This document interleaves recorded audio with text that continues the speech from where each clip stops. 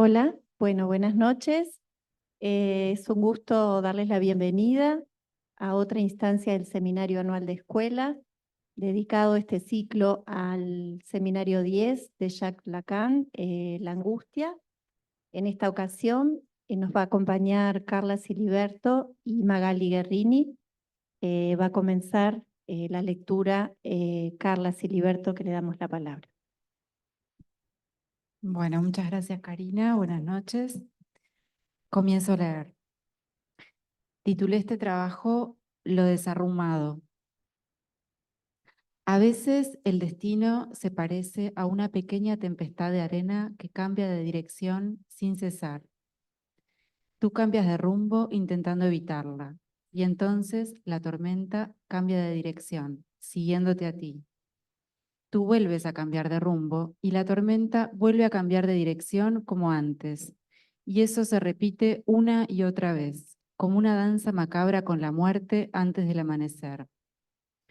Y la razón es que la tormenta no es algo que venga de lejos y que no guarde relación contigo. Esta tormenta, en definitiva, eres tú. Es algo que se encuentra en tu interior. Lo único que puedes hacer es resignarte, meterte en ella de cabeza, taparte con fuerza los ojos y las orejas para que no se te llenen de arena e ir atravesándola paso a paso. Y en su interior no hay sol, ni luna, ni dirección. A veces ni siquiera existe el tiempo. Allí solo hay una arena fina, blanca, como polvo de huesos, danzando en lo alto del cielo. Imagínate una tormenta como esta. Kafka en la orilla, Murakami.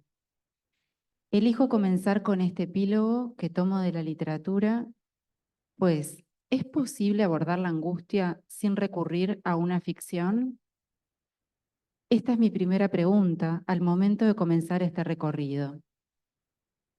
Lacan puntualiza, por una parte está el mundo, el lugar donde lo real se precipita, y por otra parte está la escena del gran otro, donde el hombre como sujeto tiene que constituirse, ocupar su lugar como portador de la palabra, pero no puede ser su portador sino en una estructura que por más verídica que se presente, es estructura de ficción.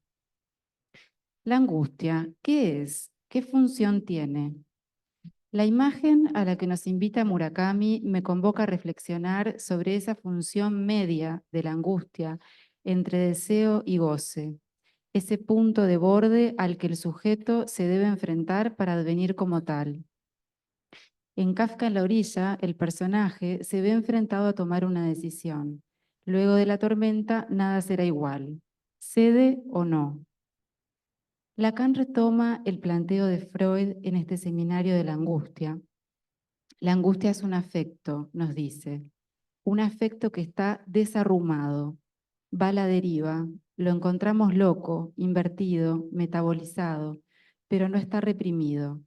Es porque hay angustia que hay represión, afirma. Lo que está reprimido no es el afecto, sino los significantes que lo amarran. Que Lacan utilice la palabra desarrumado para referirse a este afecto, la angustia, nos remite a la náutica. Desarrumar es deshacer la estiba de un barco o remover la carga que ya estaba colocada de forma adecuada. La estiba refiere a un espacio destinado a portar una carga. En la escucha nos subimos entonces a un barco donde en el mejor de los casos algunas cargas empiezan a desarrumarse. ¿Y quién timonea? Sabiendo ya con Freud que el yo no es amo en su propia casa. ¿A qué distancia poner la angustia para hablarles de ella sin meterla enseguida en el armario, sin dejarla tampoco en un estado vago? Pregunta Lacan. Frente a estas cargas ubicadas en un otro lugar, siguiendo el planteo de Freud y Lacan, ¿cómo se las arregla el sujeto? O bien nos encontramos la más de las veces con un yo que intenta ahorrarse la angustia. Entonces, el neurótico se defiende de la angustia o la rechaza porque se defiende de su deseo. Para recortar estas preguntas, tomaré un pasaje clínico presentado por Freud en sus conferencias de introducción al psicoanálisis de 1916-1917. Se trata del caso conocido como la dama del mantel. Paso a recordarlo. Una dama de unos 30 años ejecutaba, entre otras, la asombrosa acción obsesiva varias veces al día. Corría de una habitación a la habitación contigua, se paraba ahí en determinado lugar frente a la mesa, situada en medio de ella, tiraba del llamador para que acudiese la mucama, le daba algún encargo trivial o aún la despachaba sin dárselo y de nuevo corría a la habitación primera. No era ese, por cierto, un síntoma patológico grave, dice Freud, pero sí apto para despertar el apetito de saber. El esclarecimiento vino también de la manera más impensada e inobjetable, sin contribución alguna del médico, dice. Toda vez que había preguntado a la enferma, ¿por qué hace eso? ¿Qué sentido tiene eso? Ella había respondido, no lo sé. Pero un día, después que pude vencer en ella un grueso reparo de principio, de pronto devino sabedora y contó lo que importaba para la acción obsesiva. Hacía más de 10 años se había casado con un hombre mucho mayor que ella, que en la noche de bodas resultó impotente. Esa noche él corrió incontables veces de su habitación a la habitación de ella para repetir el intento, y siempre sin éxito. A la mañana dijo fastidiado, es como para que uno tenga que avergonzarse frente a la mucama, cuando haga la cama.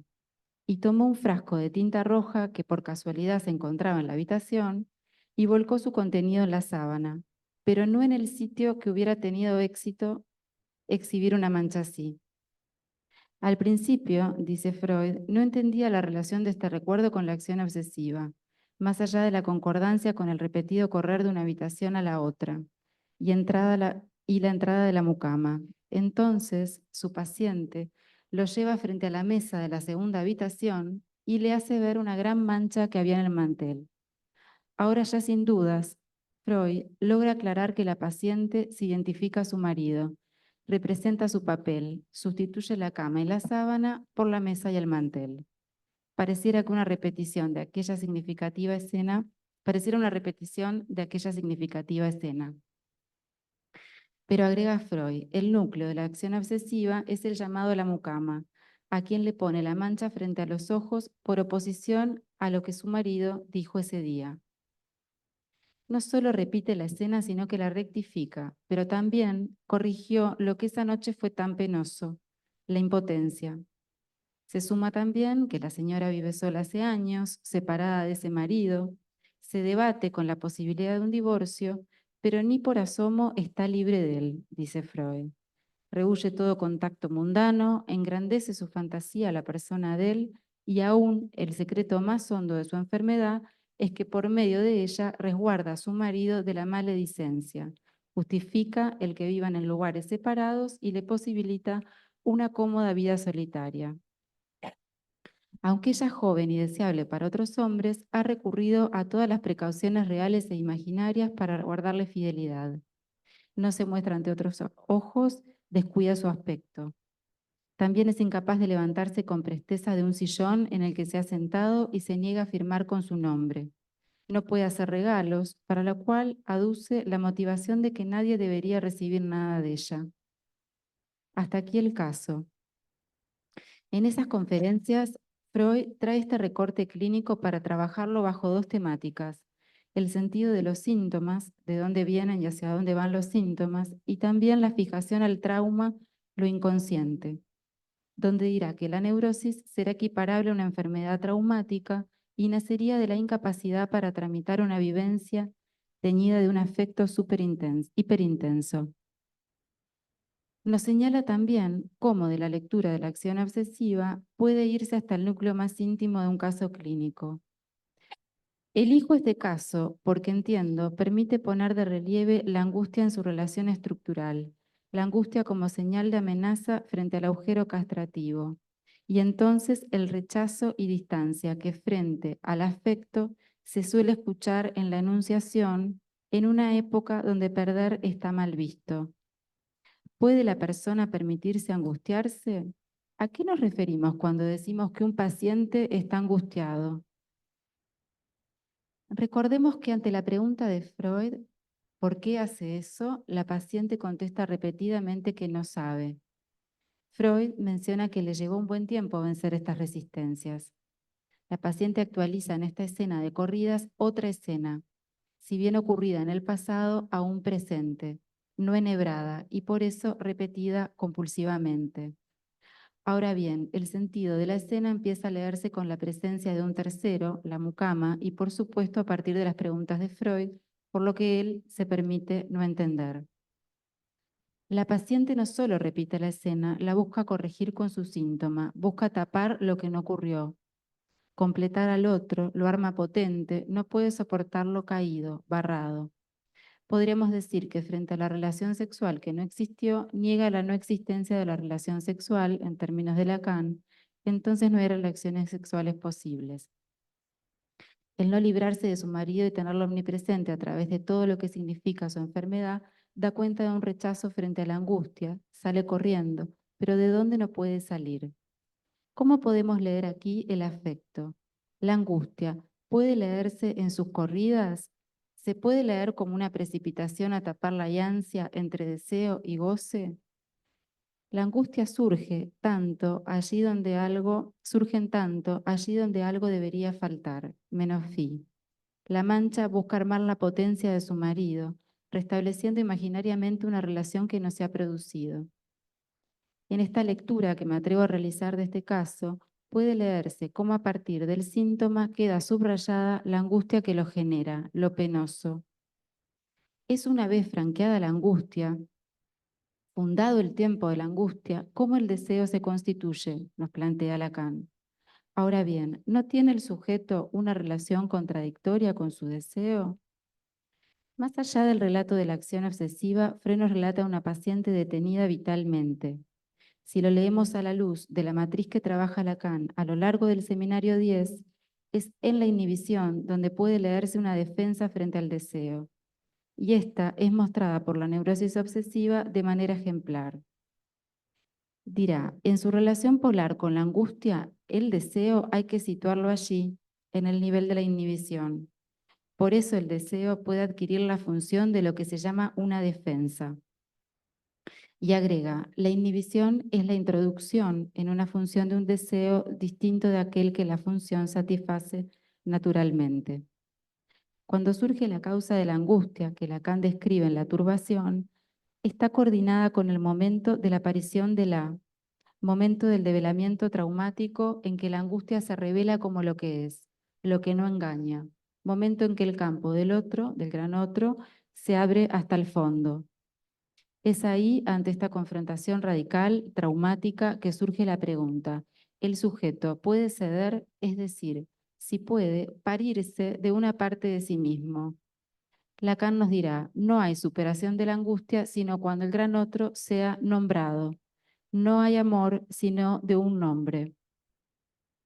Veamos a este propósito otra referencia más a la literatura, esta vez una ya clásica para nosotros. Señores de esta tierra, se me ha ocurrido la idea de ir a los templos de los dioses con estas coronas y perfumes que llevo en las manos, porque Edipo se ha lanzado en un torbellino de inquietudes que le torturan el corazón. En vez de juzgar, como hace un hombre sensato de los recientes oráculos por las predicciones pasadas, no entiende más al que le dice algo que le avive sus sospechas. Y puesto que nada puedo lograr con mis consejos ante ti, oh Apolo Licio, que aquí mismo tienes el templo, me presento suplicante con estas ofrendas, para que me des favorable remedio a nuestra desgracia. Pues temblamos todos al ver aturdido a nuestro rey como piloto en una tempestad. Edipo atraviesa la tormenta y paga el precio de saber qué hay más allá de su deseo, edípico, edípico por su nombre, no porque tuviera el complejo. Paga con el horror de sus propios ojos arrojados al suelo. Tempestad marcada por descubrir su origen. ¿Quién lo nombra Edipo? La dama del mantel es nombrada a partir de la referencia al objeto, pero sin un nombre propio, enunciando una posición subjetiva de deseo al otro. Queda allí el objeto mirada señalando la suplencia que el objeto hace respecto del sujeto por emerger. El objeto A inaugura el campo de la realización del sujeto, mas no hay sujeto sin la pérdida que significa la castración. Entre lo que se dice y cómo se dice, entre lo desarrumado del afecto y los significantes que pueden amarrarlo, está entonces la posibilidad del acto, acto que posibilite la emergencia del sujeto de deseo. Acto definido por Lacan como manifestación significante en la que se inscribe lo que se podría llamar el estado de un deseo. Ofrecida como mancha a los ojos del otro, primero de la mucama, luego de Freud, da cuenta de una llamada al otro, de una invocación a la mirada del otro, al deseo del otro, que sostenga como testigo, hasta ahí se basta a sí misma, no le hace falta nada. Pero Freud plantea una pregunta, con la cual insiste, lo cual me hace pensar en la demanda, en los tiempos de la transferencia y en la problemática que para algunos casos se escucha de no poder armar la pregunta, demandar de poder demandar, para poder ir luego más allá de su satisfacción. La angustia, en su estructura, guarda la misma estructura del fantasma. No es sin el deseo del otro, del gran otro, que el sujeto puede tejer su trama. No es sin esa estofa del gran otro. ¿Por qué lo hace? La pregunta de Freud a la dama del mantel marca la falta en significante. ¿Qué objeto soy para el otro, para dicho deseo? ¿Qué me quiere? Al comienzo la respuesta es no sé, luego deviene sabedora. La respuesta fantasmática presta un relato que nos permite adentrarnos en la aventura psicoanalítica, que en palabras de Lacan lo que la hace única es la búsqueda de la galma en el campo del gran otro.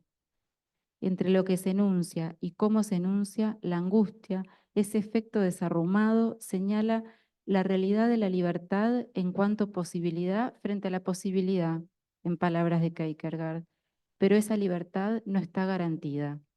Es con lo que se dice y cómo se dice que ese afecto puede significarse y que algo de la articulación significante podría marcar la locación del sujeto. Entonces, frente a la emergencia de la posibilidad de la libertad, el neurótico se defiende de la angustia o la rechaza porque se defiende de su deseo. ¿Quiere lo que desea?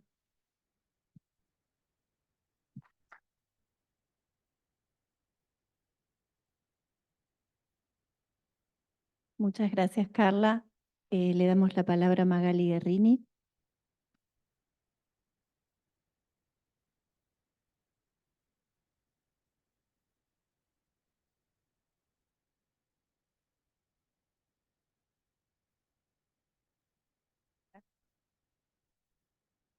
Hola.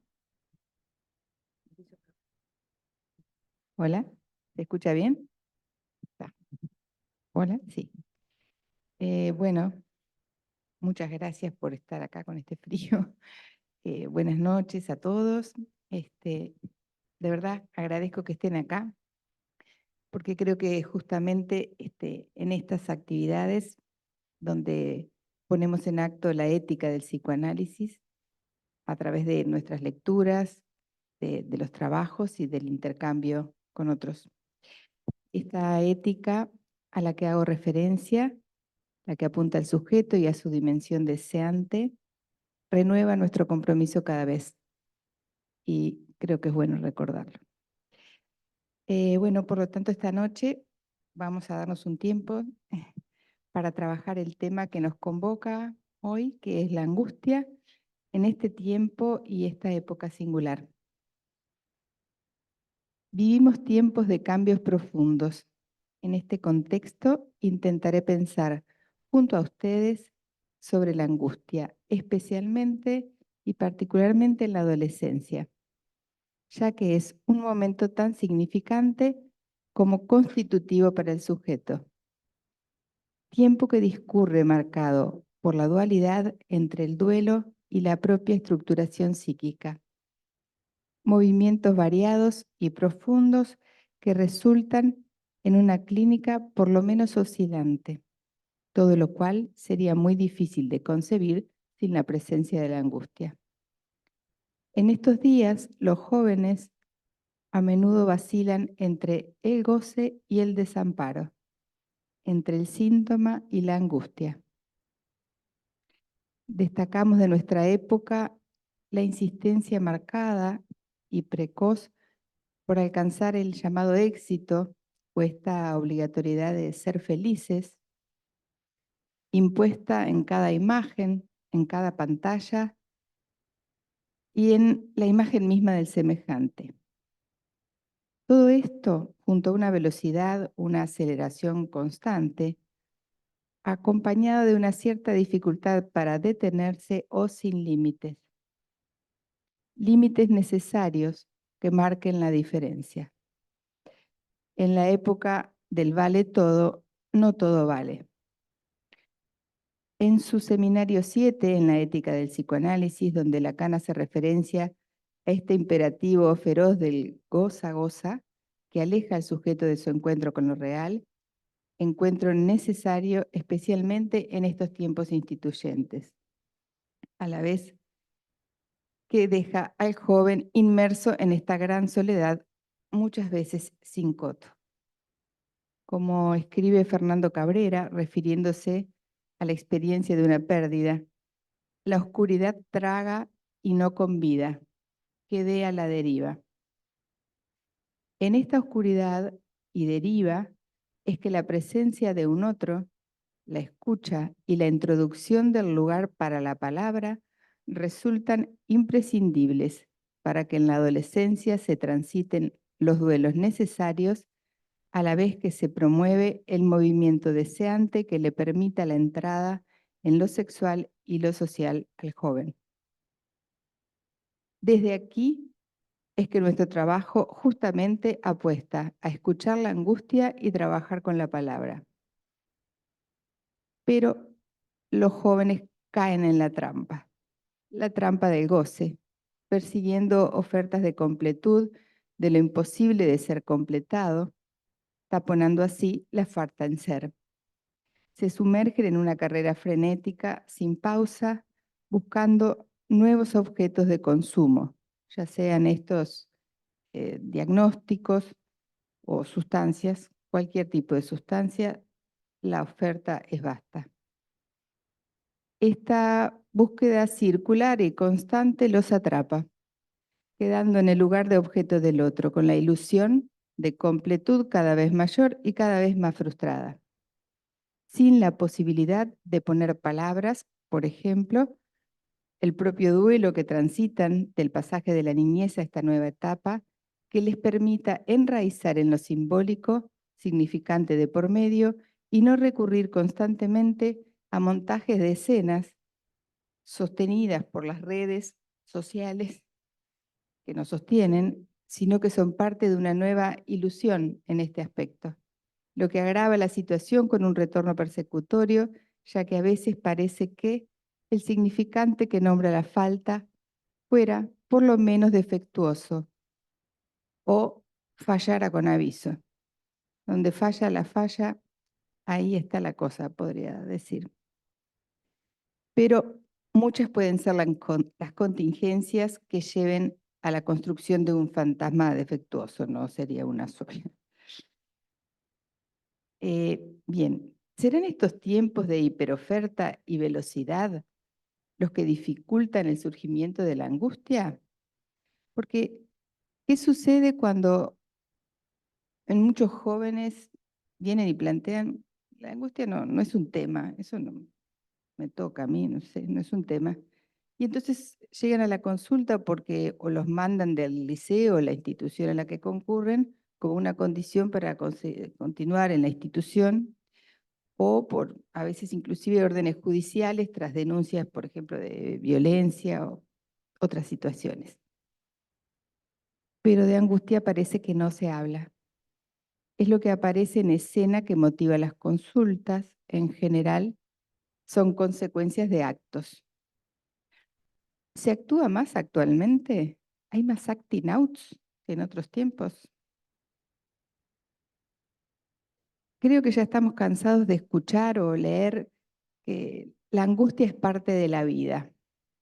Sí, pero este enunciado hoy en día es casi como que al repetirse se transforma en una frase vacía, al punto de transformarse casi en una imagen, lo he visto como meme también, no en un meme, evitando y tapando nuevamente por un nuevo flash de imagen en este caso, la falta que desencadena la existencia de la angustia. El sujeto no se implica, no hace lugar a la pregunta que le permita pensarse en relación a un otro, por lo que el qué voy queda por surgir. Todo deviene en un escenario, el escenario de el como sí. Y entonces acá aparecen, a ver si me puedo explicar, estos neologismos o significantes actuales que tienen los jóvenes, donde empiezan, es tipo tal cosa o tipo tal otra, pero en realidad nunca terminan de decir cómo es tipo esto, tipo aquello, pero no es. O si no, estas otras en las que dicen, corte que me dijo que fuera, corte que yo llegué y no sé cuánto, corte que voy a ver si le digo tal cosa. Corte que no ha advenido quizás aún de forma tal que le permita a los jóvenes hacer legible, escribible su historia, comenzando por ponerle a la misma palabras y no actos. Podemos escuchar jóvenes, no tan jóvenes, a veces diciendo, yo voy a ponerme en contacto con la naturaleza para ver si me encuentro conmigo mismo, en estas cosas un poco más zen, qué sé yo. Lo que sucede luego es que, bueno, se tiran al pasto o en la playa de moda, se llevan un montón de porros, alcohol y alguna otra cosita y listo. Bueno, pues no. Nada más alejado de contactar con uno mismo, de acercarnos a nuestro deseo que esto. Soportar la falta es otra cuestión. ¿Implica la angustia? La angustia existe y hay que escucharla. No taparla, por el contrario. A veces inclusive es necesario promoverla según las contingencias de cada caso. Debemos abordarla donde está, pues es una señal privilegiada para el trabajo analítico. Recordemos que tiene la estructura misma del fantasma. Fantasma que en este tiempo debe determinar o continuar siendo construido intentando dar respuesta justamente a ese ¿qué quiere el otro de mí?, como una cierta forma de darse una defensa ante el deseo del otro, permitiendo al sujeto entonces relacionarse con su falta y su deseo de una mejor manera y no quedar en una cierta indefensión. Bueno, para luego sí, más adelante, librarse del fantasma, en el atravieso del fantasma, pero primero hay que construirlo. En este punto de posible desamparo, el sujeto se enfrenta al otro generando una expectativa ansiosa, que la hemos escuchado mucho, acompañada por síntomas físicos y psíquicos como la opresión en el pecho, dificultad para respirar, sudoración, temblores, mareos, náuseas, tensión muscular, miedo a morir o a enloquecer, entre otros. Está aquí la señal.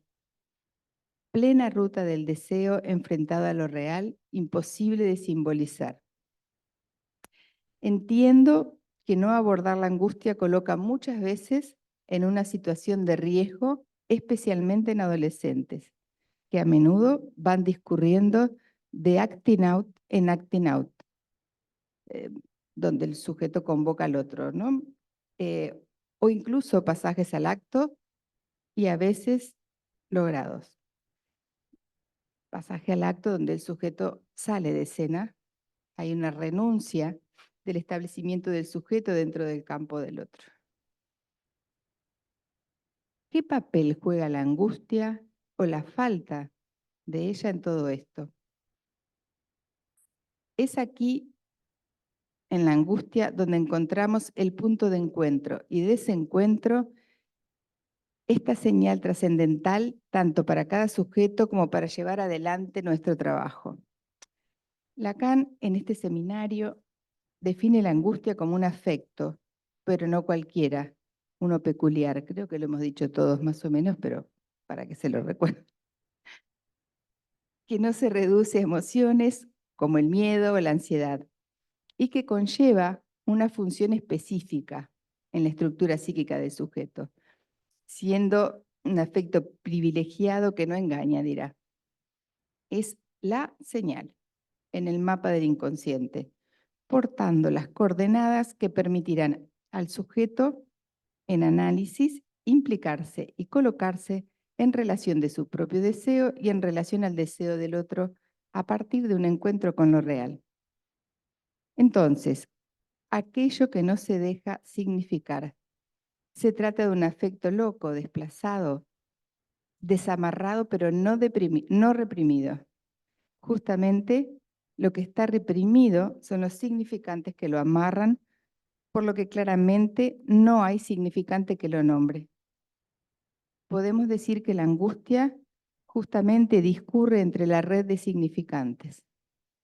Toca el cuerpo y se manifiesta en intensas expresiones físicas y cargas psíquicas que desafían la simbolización. Es una experiencia límite, un enfrentamiento cara a cara con la finitud y la incompletud del sujeto.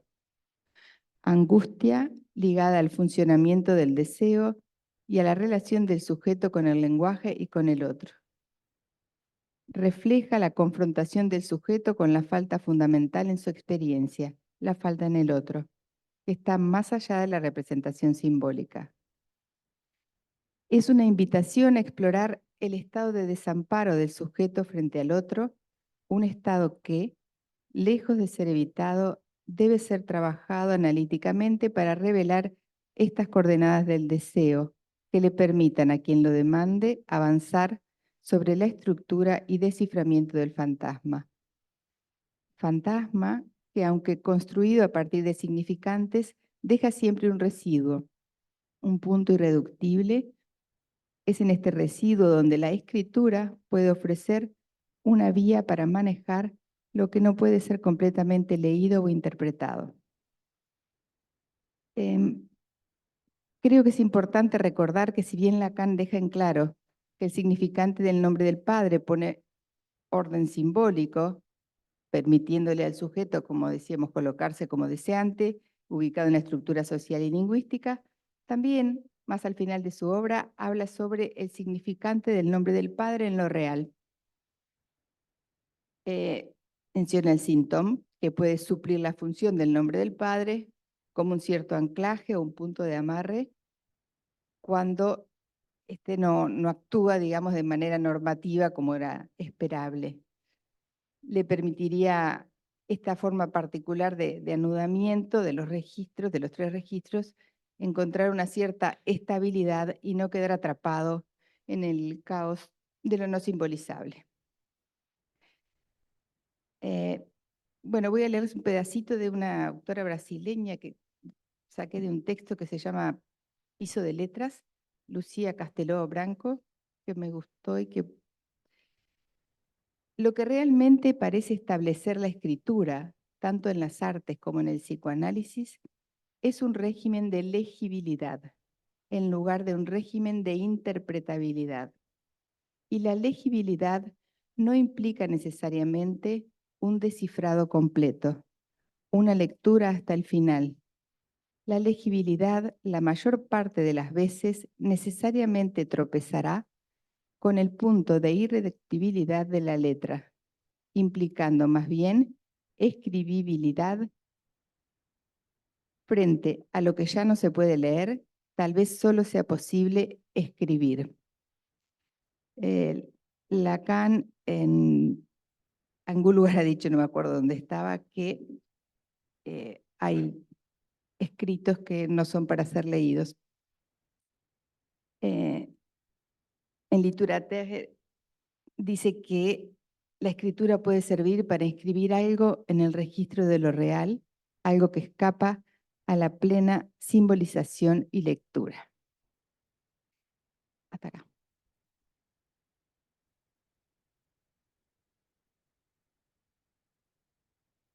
Bueno, muchas gracias Carla, muchas gracias Magali. Abrimos el espacio para preguntas y damos la palabra a quien la quiera tomar y también a los participantes que están por Zoom.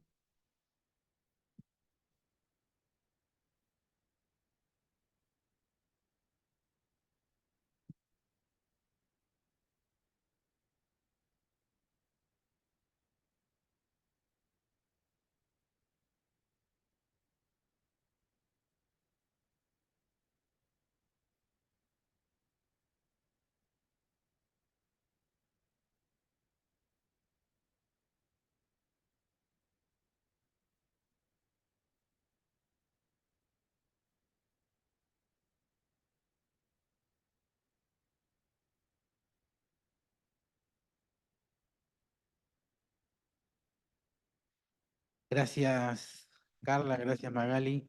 Acá comentábamos con Celia que lo muy bueno de los dos trabajos. Y primero quería hacer una pregunta a cada una, ¿no? Carla, en relación al caso clínico que traes de la mujer del mantel, me lo hiciste acordar y me surgió la siguiente pregunta. ¿De qué deseo se esconde la mujer?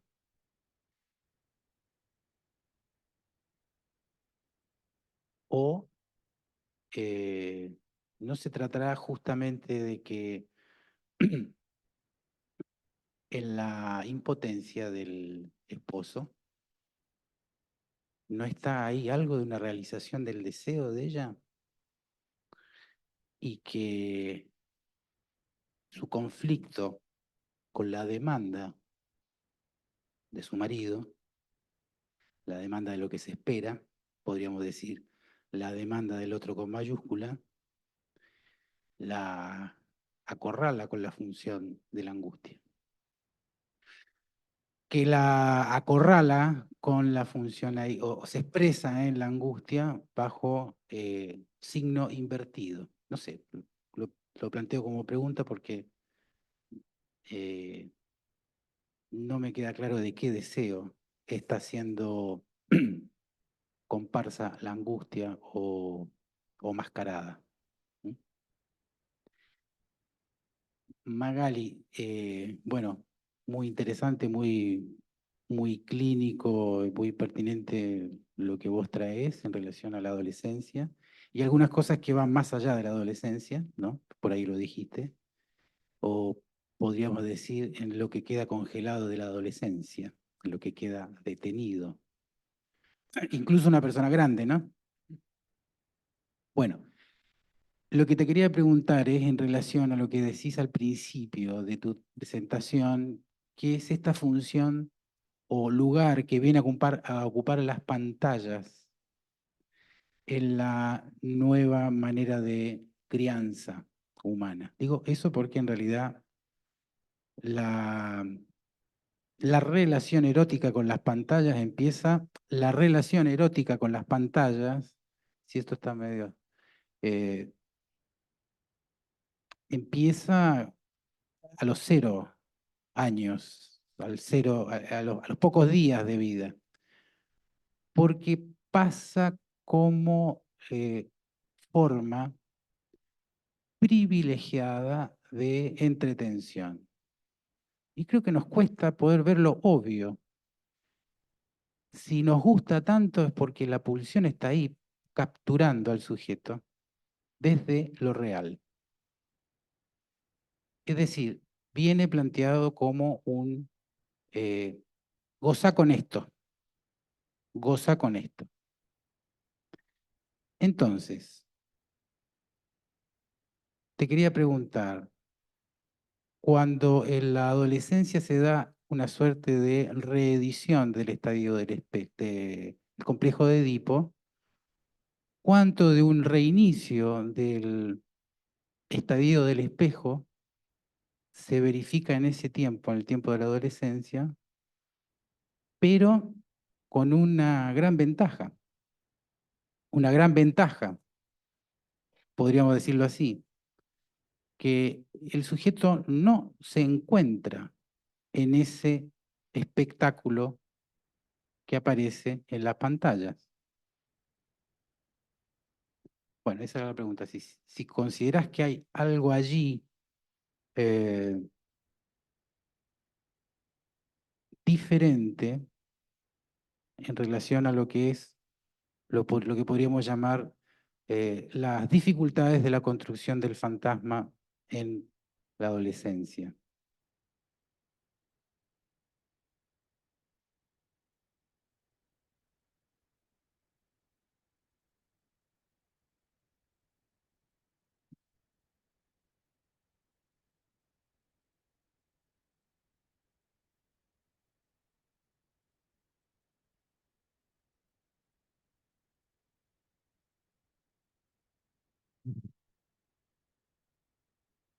Octavio, gracias por el comentario y la pregunta. Bueno, está bueno porque me parece que también abre que es un recorte, ¿no? No conocemos más que ese pequeño recorte que aparece en el relato de Freud, ¿no? Respecto de cómo él la presenta, pero está bueno para pensar de qué deseo se defiende o si es una mascarada. Algo así creo que pude recortar de lo que vos preguntabas.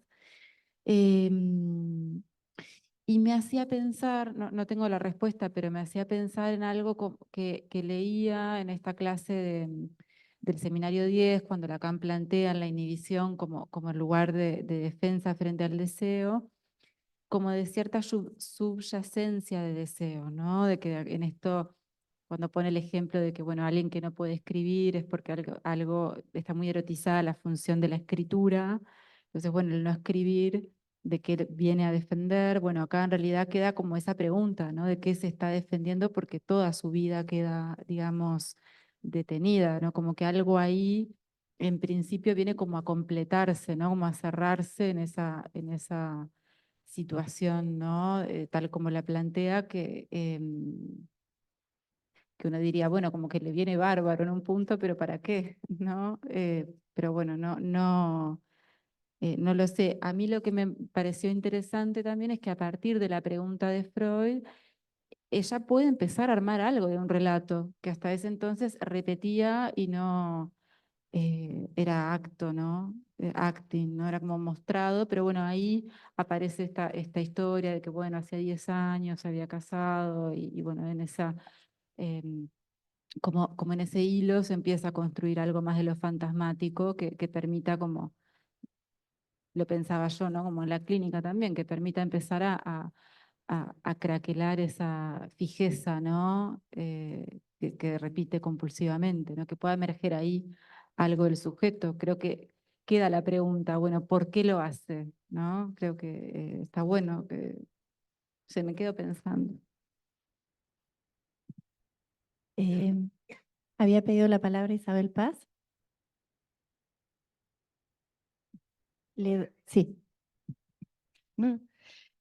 Bueno, Octavio, capaz que vos me vas a decir más de lo que yo puedo sobre esto, pero de todas maneras, eh, me surgió acá mientras vos hacías la pregunta, cuando dijiste que esa relación erótica empieza desde cero, y yo creo que empieza de antes que cero, porque cuando los padres van a hablar de un hijo, empiezan con la foto, la ecografía tridimensional, BC, no sé, es tal cual.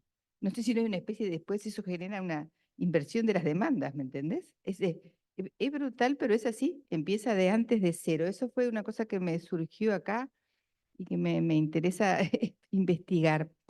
Y cuando vos decís en eso de que se buscan las pantallas y no se encuentran, pensé acá en esto de que yo nombraba como muy persecutorio. No se encuentra, pero todos lo encuentran. Es como un universal que es encontrado por todos en tanto él aún no se encuentra. Eso es lo que siente de vuelta. No sé si te contesto algo de lo que me preguntaba. Gracias por la pregunta.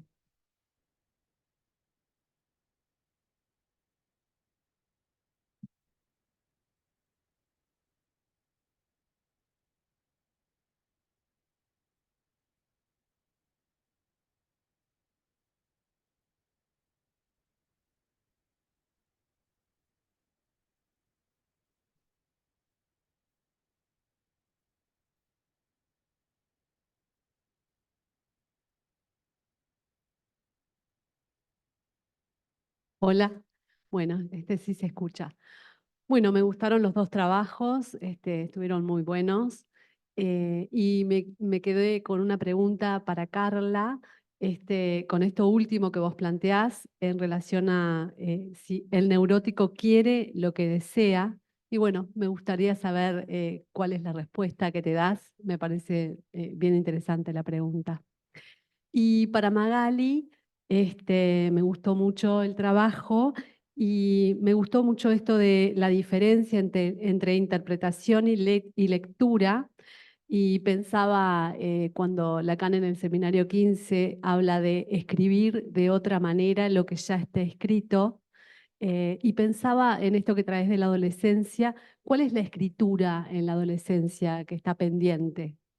Esa es la pregunta.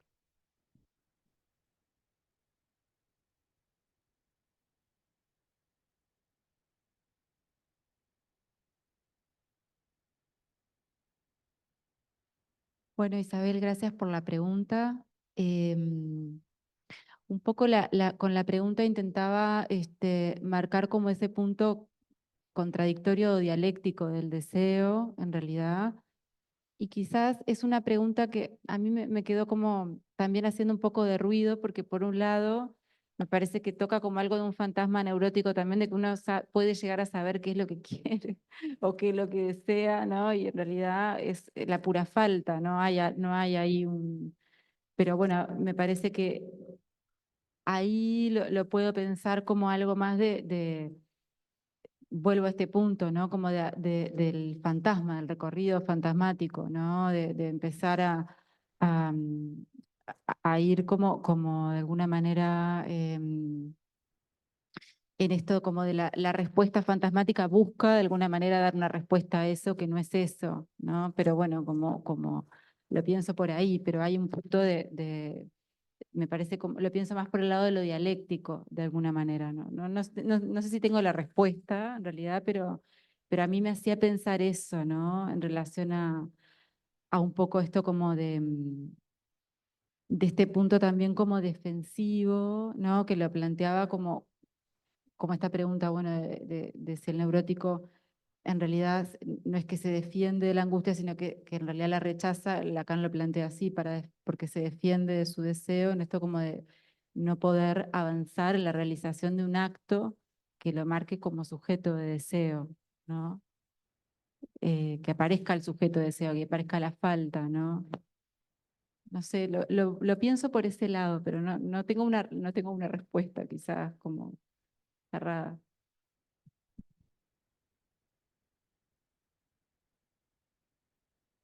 Isabel, eh, no sé si te entendí bien la pregunta, pero con respecto a qué escritura le falta, ¿eso es lo que vos preguntabas?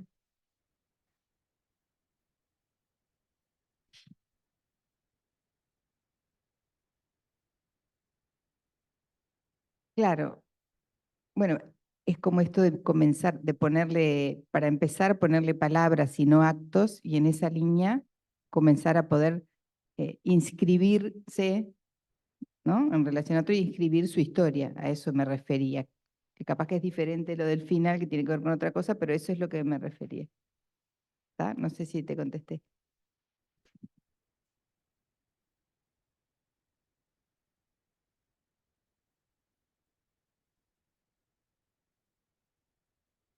Bueno, me sumo a los agradecimientos por los trabajos y al comentario que fueron muy interesantes ambos. A mí un poco lo que plantearon los trabajos, también lo que trajeron ahora a partir de lo que estuvimos hablando, me llevó a pensar en la relación entre el acto y el deseo, ¿sí? Y la angustia. El acto, el deseo y la angustia, ¿no? Bien, como esos tres términos, ¿no? Un adolescente, también el recorte clínico que vos traías, Carla, ¿no? Pero se encuentra frente a la posibilidad de la realización del acto sexual, ¿no? Eso es lo que marca la adolescencia, que todo aquello que se pudo haber constituido como fantasía se va a realizar, o se podría llegar a realizar, ¿no? Está la posibilidad. ¿Sí? Entonces aparece el deseo, ¿no? Y me parece que el deseo tiene una relación al acto, ¿sí? A partir del cual, también estoy de acuerdo con eso, el sujeto aparece transformado, ¿no? Eh, Nadie olvida cuál fue su primera experiencia sexual. Todos se la acuerdan.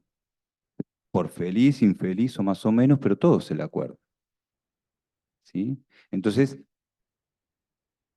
hay no sé si decir un reordenamiento de los significantes, una apropiación de un nuevo significante, pero hay algo que cambia en la relación a la falta en el otro para el sujeto, porque ahí inscribe algo nuevo, propio, que antes no estaba. Dale. Este, bien, eso era lo que me hacía pensar los trabajos. Enrique Ratín pidió la palabra.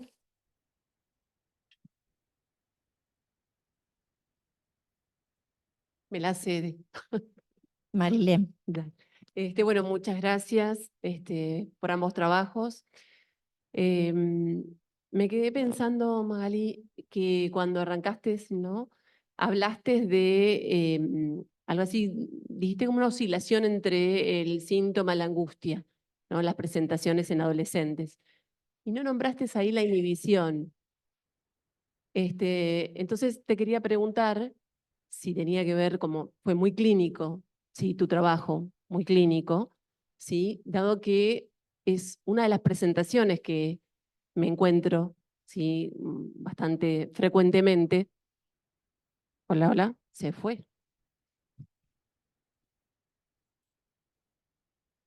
Sí, no, se inhibió él, pero bueno, me encuentro frecuentemente y en relación, se me vino en la cabeza, ¿no? Una vez una apreciación, un recorte que hizo Benjamín Dom, planteando justamente el tema de la timidez, ¿no? Y la dificultad, o podemos pensar inhibición de muchos adolescentes a tomar la palabra, ¿sí? Y hablaba bueno, el objeto A, la voz ahí como objeto A, ¿no? Y el fantasma posible de devoración, que tenía que ver, hacer una lectura por este lado.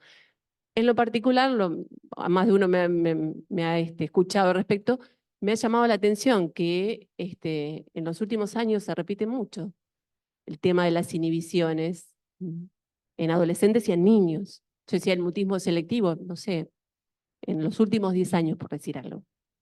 Y creo que hay algo de la versión del goce, esto de la devoración, ¿no? Que sí lo nombraste como el goce del otro muy presente. Bueno, solo como comentario y preguntarte si por algún motivo en particular no lo habías mencionado la inhibición.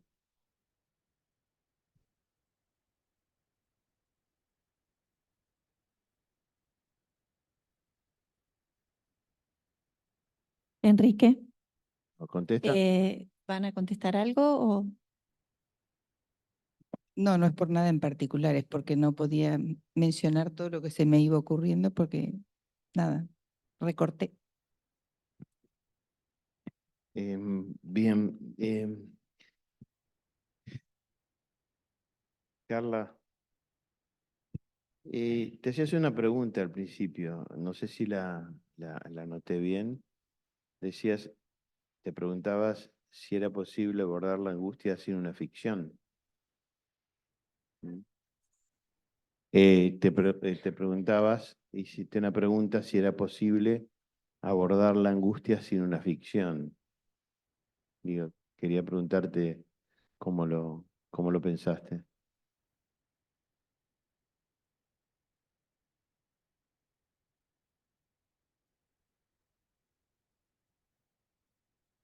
Em, Gracias, Enrique, por la pregunta. Lo pensaba como por el lado que para bordear algo de lo real se necesita un significante.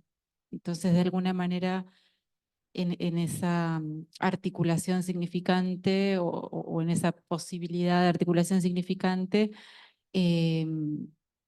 lo pensaba más por el lado también de lo fantasmático.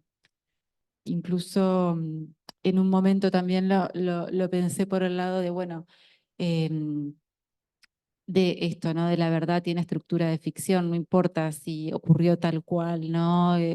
Todo este relato que Freud cuenta de la paciente, sino cómo eso puede posibilitar que en el relato algo de ese dolor o de ese sufrimiento que está detenido pueda empezar como a moverse, ¿no? Entonces lo pensé por ese lado, ¿no? Como que es difícil, incluso también me pasó me pasó al escribir el trabajo con las referencias a la literatura, como una necesidad también de buscar en otras ficciones un recurso para poder transmitir algo de cómo venía pensando también las preguntas en relación a la angustia. Ahí por eso la ubiqué al principio, porque en realidad fue lo primero que me pasó al momento de escribir el trabajo, que necesitaba como otra referencia para armar algo, ¿no? Como, entonces pensaba, ahí fue como la primera pregunta que me, digamos, que pude recortar esto, ¿no? Como de, bueno, se necesita de significantes para abordar algo de ese afecto, al menos. Por ahí lo pude Bien. pensar. Sí, claro, gracias por tu respuesta.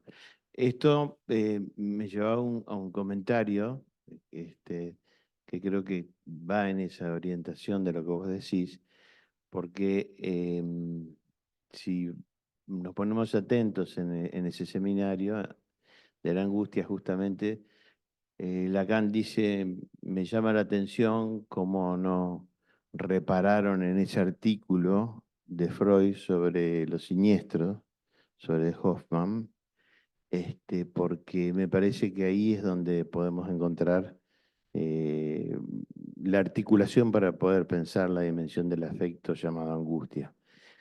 En el sentido de que incluso Lacan llega a decir ahí, en ese mismo párrafo, que eh, así como pensé con lo siniestro, digamos, de alguna manera voy a pensar, digamos, en este caso, dice a partir de Chekhov, y analiza toda la cuestión de Chekhov, y le llaman los frayeurs, y hay diferencia, miedo, pavor, angustia y demás, pero lo importante, me pareció muy interesante la pregunta que te hacías vos, porque ahí es donde Lacan pone la clave, que en tanto recurre mucho a la literatura en ese seminario. ¿Por qué? Porque es en lo ficcional, en la invención, en donde aparece en la punta de lo real, de la verdad. Entonces, en ese sentido, es imposible que se pueda pensar la angustia en la clínica sin la dimensión de lo ficcional, dimensión que aparece en la punta de lo real ahí. No así en esta cuestión que tiene que ver con que llega al punto del miedo, ¿no? En donde hay una paralización, en donde es ahí cae la cuestión, no está más la simbolización del velo, esa cuestión fantasmática, y hay una paralización, ¿verdad? Pero la respuesta a tu pregunta me parece que sí. Es absolutamente necesario pensar la angustia en la dimensión de lo ficcional, es decir, la invención posible para que se pueda rastrear algo de la verdad o el punto real de la verdad, que es distinto al relato cotidiano que se puede hacer en un análisis. Por eso creo que me parece que lo llevó a Lacan decir eso, ¿no? De alguna manera, así como utilicé, dice, el chiste para pensar la cuestión del inconsciente, como Freud lo hizo, utilizo esta cuestión de lo siniestro para pensar la cuestión de la angustia, ¿no? Es decir, a partir de la invención, en la literatura eso es común, a partir de la invención neurótica, se puede de alguna manera abordar esa cuestión de la angustia y de algunas otras cosas más del sujeto, ¿no? Por eso te decía la pregunta.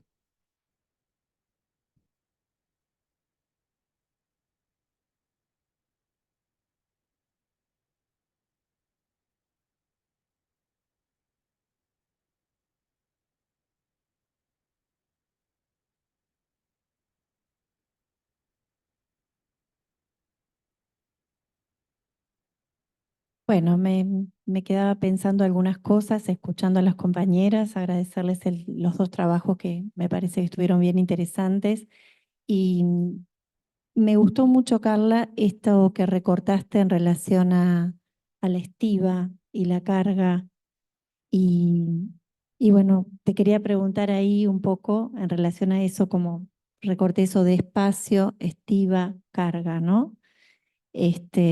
Cómo pensar justamente en la dirección de la cura, esta cuestión de la angustia y qué relación con esto de la pregunta que vos escribías por ahí.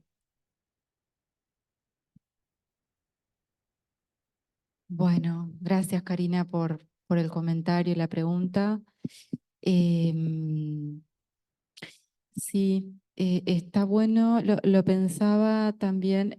Mira, cuando lo leía también pensaba en relación a que en esta referencia de, bueno, de lo desarrumado y la estiva, también podía como pensarse como esa primera teoría de Freud sobre la angustia, ¿no? Como ese afecto que queda como liberado, la libido. Ahora no me acuerdo la definición exacta, pero me hizo acordar a esa primera teorización. Y, y en realidad, respecto, ¿cómo era bien tu pregunta? En relación a la dirección de la cura.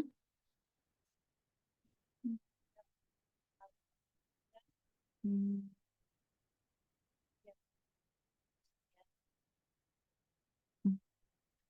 Sí, sí, ahí lo primero que puedo pensar capaz que es esto de la demanda, ¿no? De la posibilidad de la pregunta como el yo te demando, ¿no? Como intentaba por eso también después escribir algo de eso, ¿no? De que en realidad muchas veces, quizás en esto cuando uno escucha que hay algo del afecto que está inhibido, y los significantes también están reprimidos, el cómo hacer ahí, ¿no? Para instalar algo de la pregunta, para que eso empiece a girar y empiece a producir un movimiento, lleva un tiempo, ¿no? Es como de un trabajo, se siente la dificultad ahí, si pensamos, ¿no? Como en la matriz y en esos ejes de la dificultad del movimiento, uno es como algo de muchas veces prestar ahí algo, ¿no? Como de preguntas a ver si la persona puede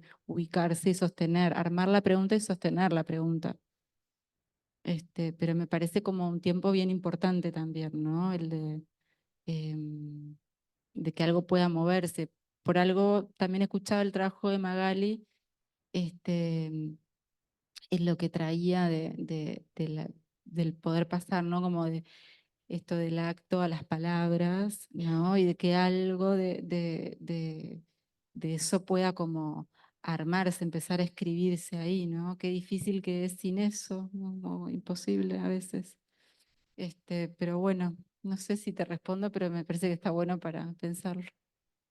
Sí, me gustó mucho porque pensaba en esto de, bueno, la angustia en esa conceptualización de cuando falta la falta, entonces asociaba, ¿no? Esto de la estiva, el espacio, como a partir de, bueno, las intervenciones del analista, de alguna manera se intenta, bueno, que la falta se recree, para que pueda de alguna manera el sujeto, bueno, empezar ahí también a poder decir algo, ¿no? Tomando el caso que vos traías y eso que Freud lee como significante, esto del mantel, ¿no? Que ella dice que no sabe, pero bueno, a partir de ahí algo empieza a desplegar también distinto, ¿no? Entonces, como esa lectura, bueno, habilita también a que empiece a circular de otra manera el decir.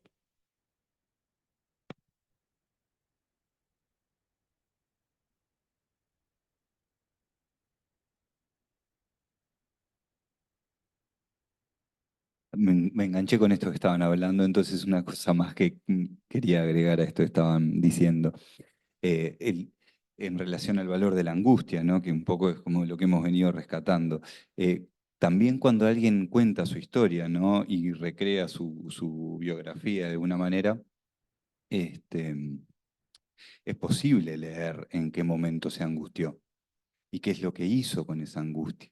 Entonces me parece que también desde el lugar del analista poder señalar esos momentos de viraje que puede haber habido en la vida de un sujeto, me parece que también habilitan a poder empezar a hablar de las angustias del presente. Eso.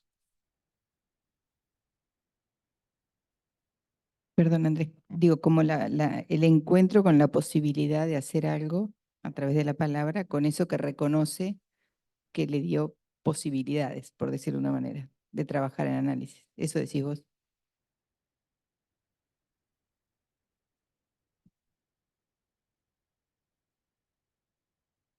Sí, sí.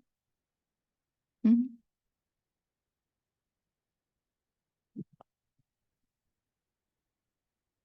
Sí, además ahí pensando en esto que vos traías, Magali, de la escritura, lo real, cómo, bueno, con lo que contamos es con la palabra, ¿no? Con que ahí a partir de la palabra y de que algún equívoco, de que algo trastabillee, es que se hace posible también que algo se pueda escribir, ¿no?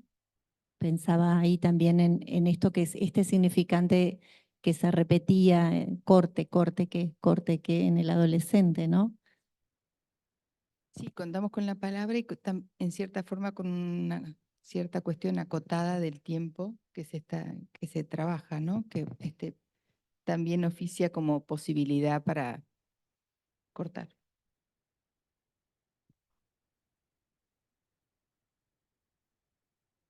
Bueno, ¿alguien más quiere tomar la palabra? ¿Hacer algún comentario? ¿Pregunta?